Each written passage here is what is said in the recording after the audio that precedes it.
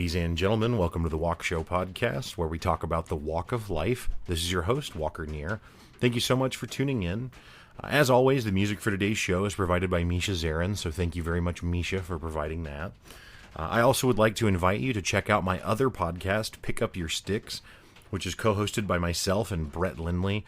Pick Up Your Sticks is a podcast about video games, but instead of just tackling news and reviews or current events, we try and look at why gaming matters and talk about it from the significance of in our personal lives it's had to the way that it's affected society and culture at large. So if you enjoy long-form conversations and kind of, thoughtful conversations like you get here on the Walk Show, then I highly recommend that you check out Pick Up Your Sticks, which can be found anywhere where podcasts are available. I also would like to take a moment to shout out the Ozarks Food Harvest. Ozarks Food Harvest is a food bank here in the Southwest Missouri area. Whether or not, if you live in Southwest Missouri, then you should definitely contact Ozarks Food Harvest and find out how you can donate or volunteer. However, if you instead live somewhere other than Southwest Missouri, I cannot encourage you enough to find your local food bank and do the same there. Food insecurity is a real thing. It's something that impacts a lot of people and especially children, and I think we can do a lot to stop that. Ozarks Food Harvest here in Southwest Missouri is where you go for that. On today's episode, I share a couple of different thoughts.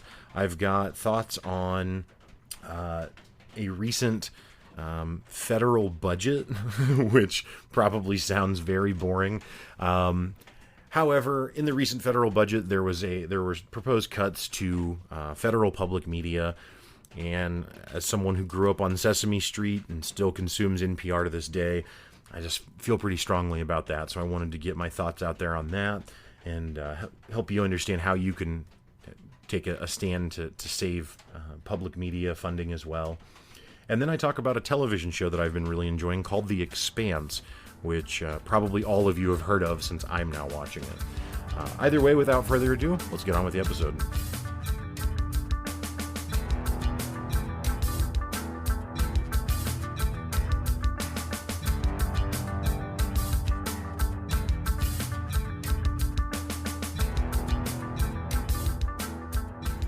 For those of you that have listened to The Walk Show for any amount of time, you'll I think agree with me that I've tried to remain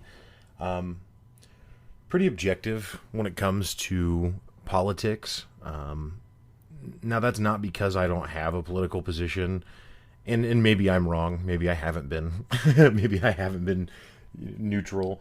And it hasn't really necessarily been my goal to be neutral. However, I do think that two things are true. I think that sensationalism is rampant in the media, and so I think that it is easy to rush to judgment about things because the media sensationalizes stuff so much. I mean, not related to politics or anything at all, but case in point, I was just reading something about the NBA where there's a player named Kyrie Irving who used to play for the Celtics, and now he doesn't. He plays for the Brooklyn Nets. And another player who used to play for the Celtics a decade ago, literally. So it's not like he's a current player. This other guy, Kendrick Perkins, said, anytime I hear Kyrie Irving's name, it makes me want to throw up because he didn't want to play for the Celtics. Really? Like, if you're really so weak and so soft that hearing another person wants to do something that wouldn't be your preference, like, I want to say that makes me sick to my stomach, but then I'm actually just contributing to the bandwagon sensationalism that is nonsensical and pointless.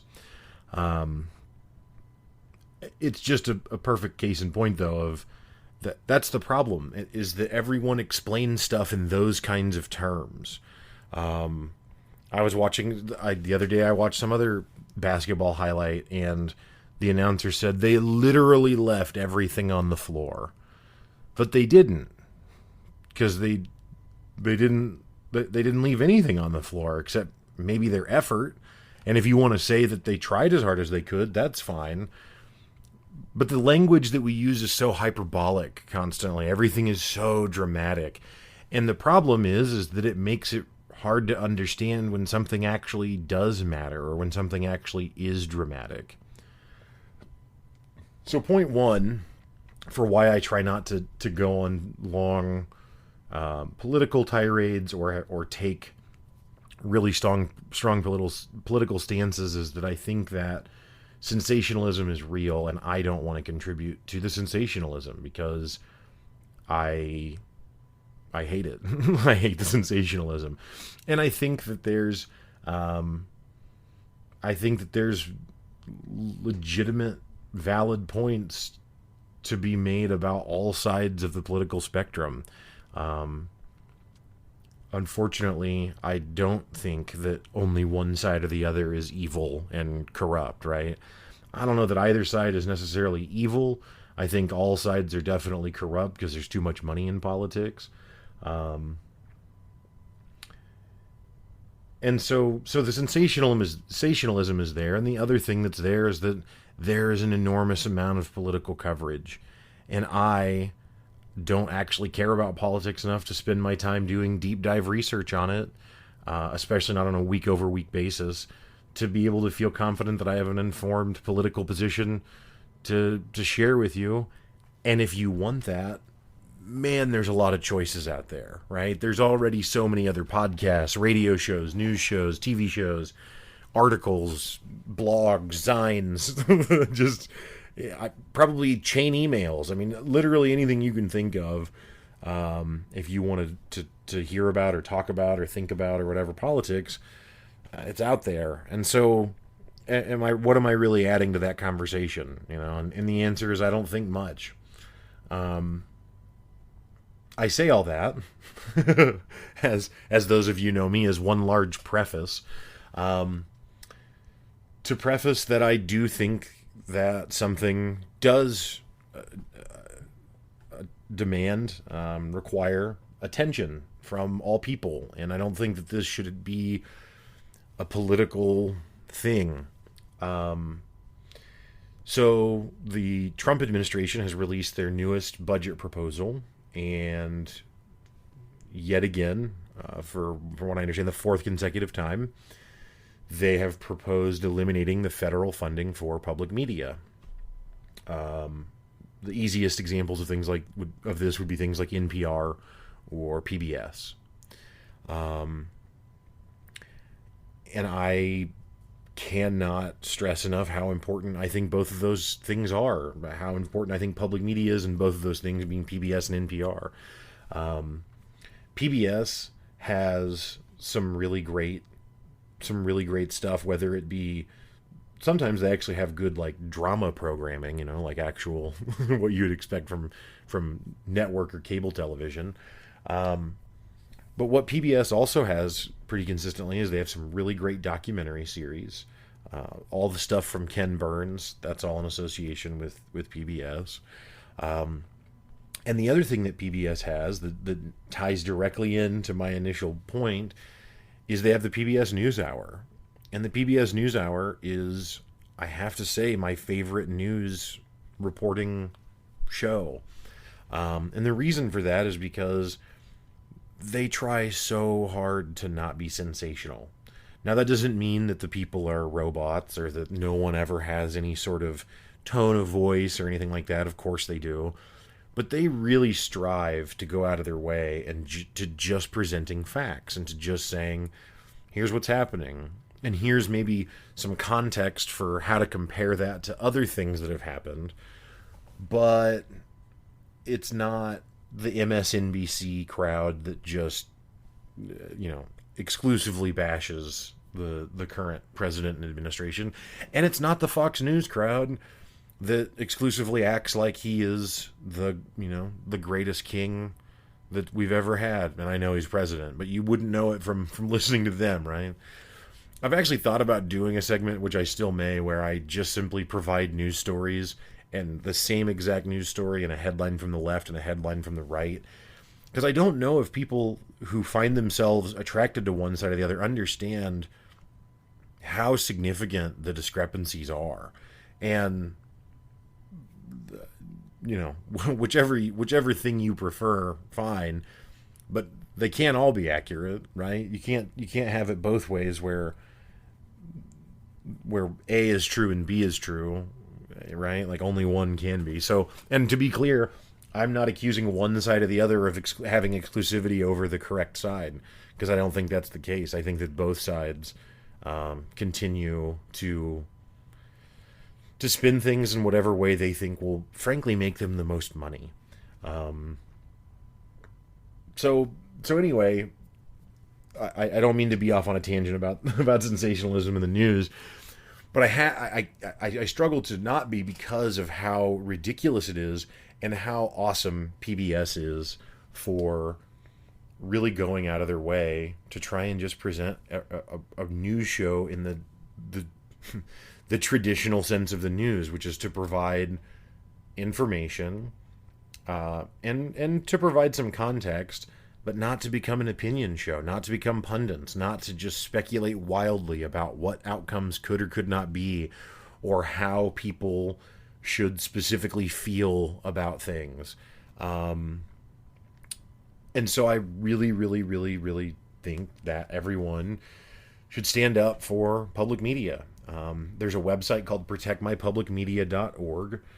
You can go there and you can sign a petition. You can send an email to your congresspeople. You enter your address and zip code, and it will give you back what senators and legislators are relevant to you. And then you can also easily make a phone call through the website. I'm not advocating that you do any specific one of those things. If you're not comfortable sending an email, then don't. If you're not comfortable making a phone call, then don't. And frankly, if you're not comfortable signing a petition, then don't. I don't think you should do something you're not comfortable with if you've got, strong concerns. But I do think that you should also really consider the concern of what if the public media stuff goes away. And maybe you're someone that doesn't watch public media, and that's fine.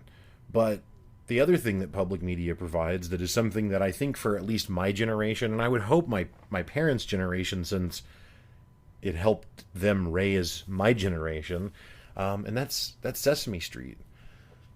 Sesame Street is a truly wonderful thing that not only really embraces education and literacy, but also promotes good moral values like caring about people that look different than you, or that dress different than you, or that have more or less money than you do, or whatever the case may be, and understanding that all people are just people. I grew up watching Sesame Street. My grandmother showed me a life-size, for me as a 4-year-old, Big Bird doll. Now, I did go on to destroy that doll, but it's something that's just very near and dear to me.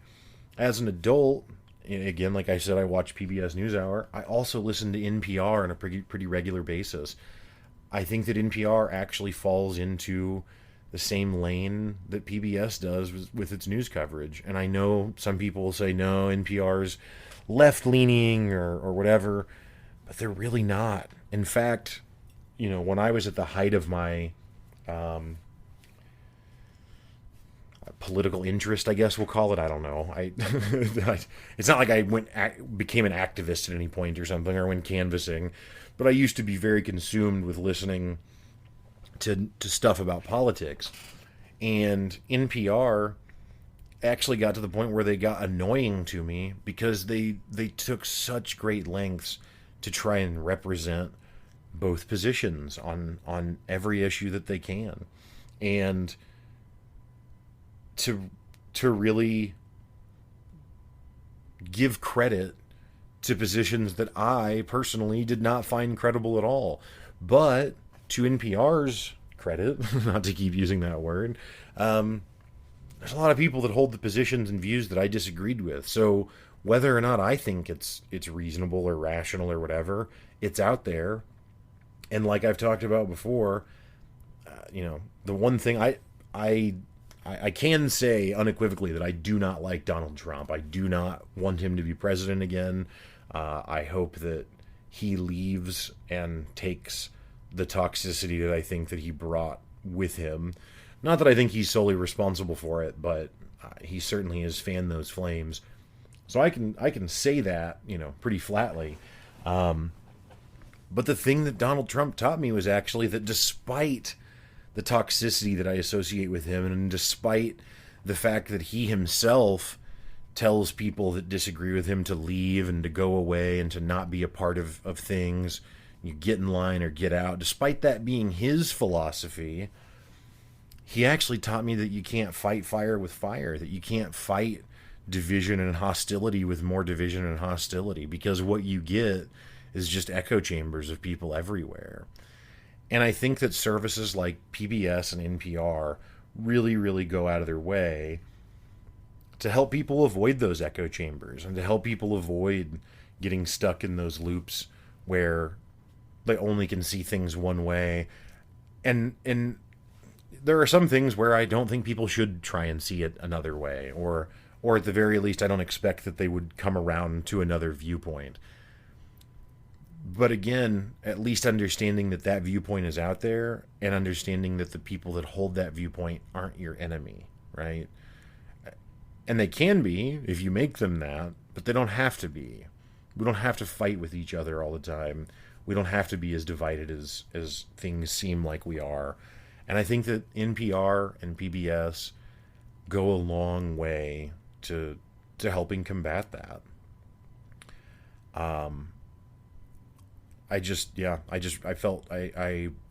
was disappointed to see that yet again this is something that we're having to try and go to bat for. But I really encourage you, protectmypublicmedia.org. I can't suggest enough. And maybe you're someone who's thinking, like, seriously, who watches PBS, or seriously, who watches, or listens to NPR? Like, I listen to Spotify, and I watch whatever cable shows I want to watch, and my kids watch the Disney. Like, we don't watch PBS. Like, that's great. The other thing is that the other thing that PBS does is it serves underprivileged people very, very well. People who don't have a lot of resources, people who might not have cable TV. I grew up in a household without cable TV, and I grew up in the 90s and in the early 2000s, and didn't have cable TV where I grew up, right? So in my household, PBS was one of 5 possible stations that I could watch. And I got a lot out of it. And I think a lot of other people do too. And now some of you might say, well, this is all fine and well, and your little stance of providing something to less fortunate people, or providing something that you think is for the better good. Great. Well, then why don't you just pay for it out of your own pocket? Why does the government have to fund it? And I respond to that with some facts. Facts such as that to fund public media, it costs the American taxpayer about $1.40 a year. And it's incredibly insignificant to the overall budget. If we were to eliminate it from the overall budget, nothing would change. Nothing is different. That money is not going to be cut from there and reappropriated to somewhere else. And there are significantly larger cuts that could be made. And I'm not going to dive into, again, some deep political philosophy about what I think should be cut and what I think shouldn't, and whatever. But I will dive in and say that cutting the public media doesn't make sense. It doesn't accomplish anything. It doesn't really get us anywhere. It doesn't change anyone's life for the better, but it potentially really changes and impacts some people in a negative way. And the other thing that the public media does is it serves rural communities really well, where they don't have a lot of local media options. And so if the local media goes away, then they're only left with large corporate media options. And now that's the majority of what people consume. I get it. But again, I still think there's just so much value in public media. So again, one final time, I will encourage you as strongly as I can to go to protectmypublicmedia.org. And I personally have done all of the options, but just sign the petition. Send an email if you don't want your name to be a public petition or something. But please get involved. Please help protect public media, because it really does matter.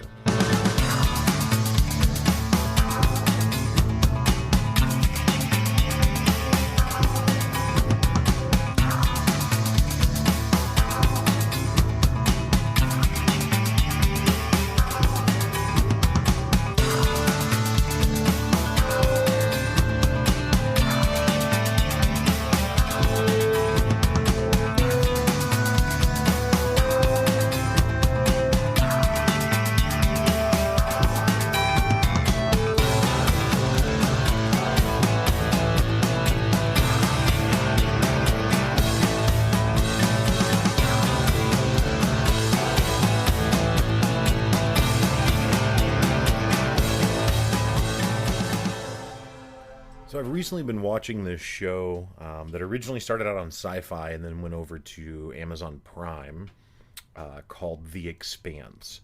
Now, this is yet another example of a show that's been out for quite some time, although not as long as some of the other shows I've brought up, and it is already immensely popular. So I'm probably telling you all about something that you already know about, but that's my MO. That's what I do here on the Walk Show. So The Expanse is a science fiction show about, I don't know, I think I read that it's set place in like the 23rd century, so, you know, a couple hundred years out still from where we're at.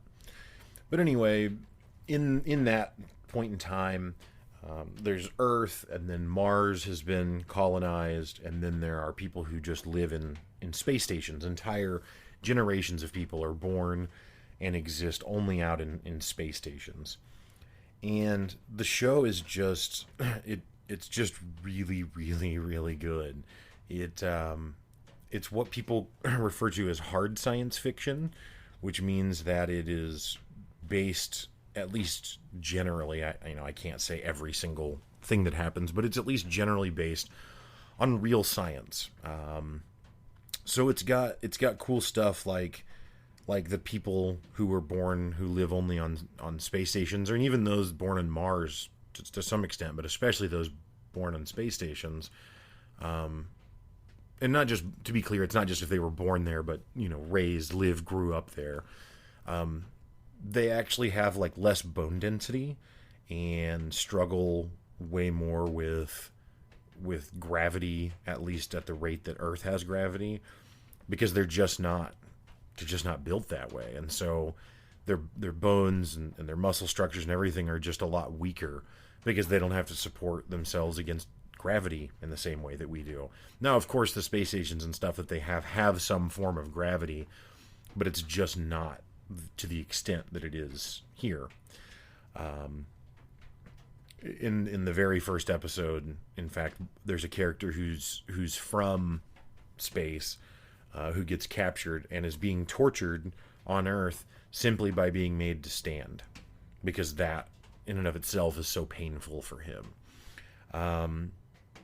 I think the show's got a really great cast of characters, interesting characters, a pretty good. There's basically 4 main characters. Now there are additional characters beyond those 4 that are pretty prevalent, but there's probably 4 main characters that the show really centers around. And yeah, they're all very, very interesting. You've got the main character, James Holden, who's kind of I guess you'd call him the hero of the show, the protagonist, who kind of finds himself in situations where he doesn't understand why he's there, but yet finds himself there. Kind of the hero who doesn't want to be a hero kind of thing. Then you've got the guy who is their pilot. I think Alex is his name. And he's like a career-long soldier who is actually pretty laid back for being a career-long soldier, but has a family back on Mars where he's actually from, and I don't know, just tries generally to be a a, a good guy, while dealing with some of his own insecurities and things of that nature. My favorite character is this one named Amos, who actually doesn't speak a ton. I mean, he does have speaking parts for sure. He is like a career-long Marine. I mean, I don't actually know that he's a Marine, but that's kind of how he acts. And he's very, very cool. He's very much about business. He very much resonates with the part of me that likes Jack Bauer and Kobe Bryant and Rorschach and that kind of stuff. He's just unflinching, uncompromising, and just a really cool character. And then the fourth character is a character named Naomi. She has kind of an unknown past that people aren't really all that familiar with, and you kind of learn as you go through the seasons of the show. But all of the characters in the end are all compassionate characters that I think are trying to do the right thing, whether they always make the best decision or not. At least it's intended that they do. Their intention is that they're doing the right thing. There's an old cliche that the road to hell is paved with good intentions, and it's one that I've even cited often. I think probably even on this show. And I don't know that that's actually a real statement. The road to hell can be paved with good intentions, because good intentions do not mean good outcomes. So just because someone intends for something to go well or means for something to go well doesn't mean that it will. But I don't think that it's fair to just dismiss good intentions outright. I think that good intentions matter a lot in a lot of circumstances. And there are some circumstances where it doesn't. But there are some circumstances where, and I think a lot of circumstances where the intent of someone should be considered a lot, because if they're trying to be helpful, they're trying to be compassionate, and it works out, then great. And if it doesn't work out, at least they were coming from a place of being helpful. Similarly to if someone is trying to hurt people and trying to take advantage of people, even if they succeed, that's still bad on them. You know what I mean? I still am not interested in them. So I think intentions do matter. I don't think that they're the end-all be-all, and I don't think that all intentions justify all outcomes. But I think that the road to hell is paved with good intentions is a little bit dismissive of what it actually means for someone to really try and align themselves with a good cause. So as far as the plot of The Expanse, it follows those four characters that I described. It follows them around, and this is a very vague statement, but on a series of adventures. And the reason I say that is just that the plot of the show is probably its strongest quality, and I don't want to spoil any of it for you. It's a really, really cool story. It continues. It's funny that the show is called The Expanse, because it seems to at least refer to the expanse of space, right? This infinite thing. But the plot definitely is The Expanse as well. It continues to grow. But so like Game of Thrones, Game of Thrones gives you a feeling that it's constantly expanding.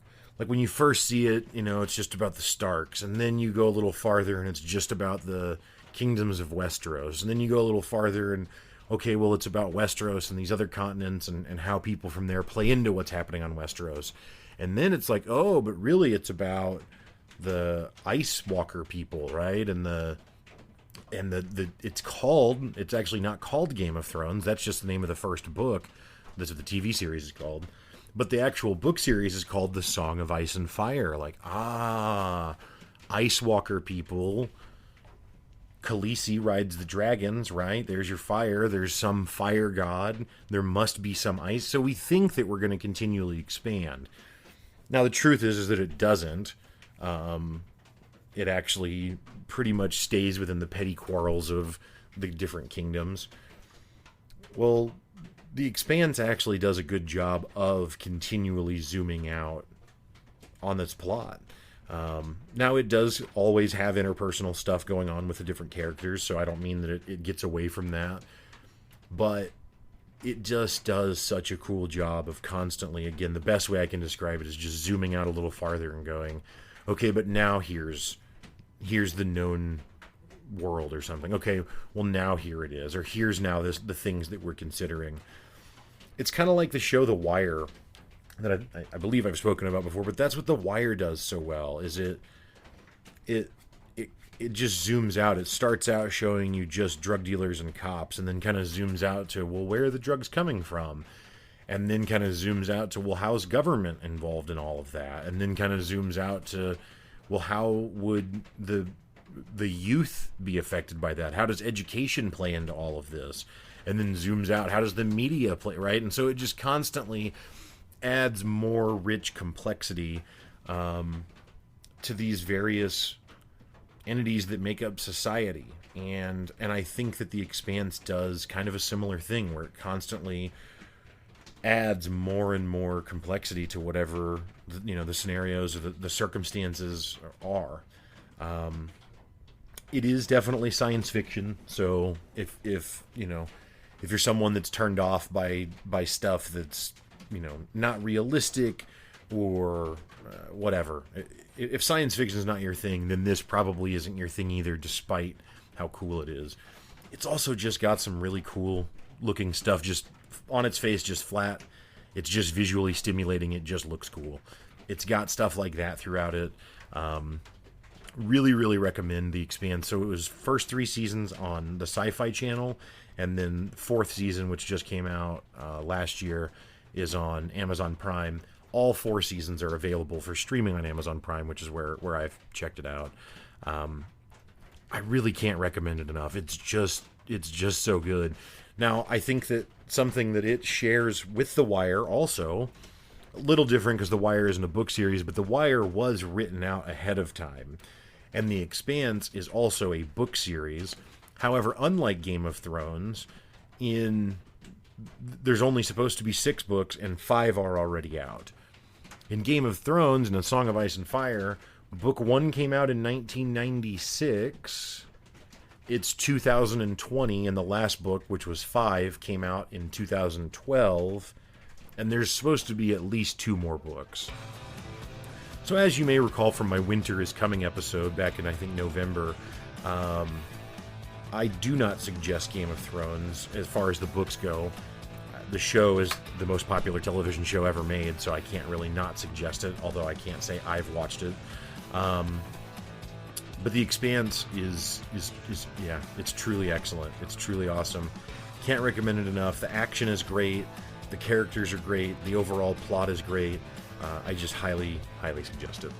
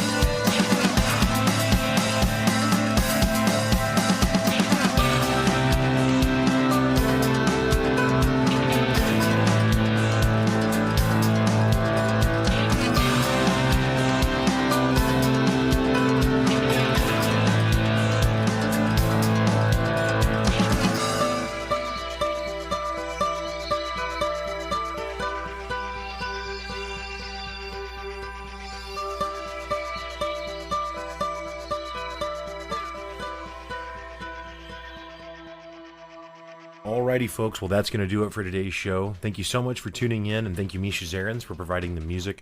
As always, I also thank you for liking and subscribing to the podcast on whatever platform you listen, and also for sharing the episode that you would like with a friend. It really goes a long way. Again, thanks for listening. Stay up. Have a good week.